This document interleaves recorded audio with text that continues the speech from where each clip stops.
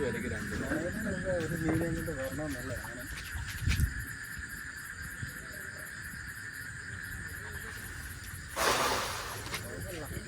എത്ര സ്ഥലത്ര വിരിയത്തുള്ളൂ.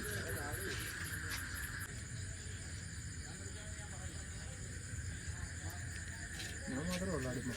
അകത്തോട്ട് കുഴഞ്ഞാൽ മൊത്തം വീഴൂടാ. വീഴത്തില്ലേ? അറിഞ്ഞില്ല വീഴത്തില്ല. വരലെടുക്കണോടാ? പിന്നെ മറ്റു മീൻ അടിക്കില്ലെങ്കിൽ ദോഷമാണ്.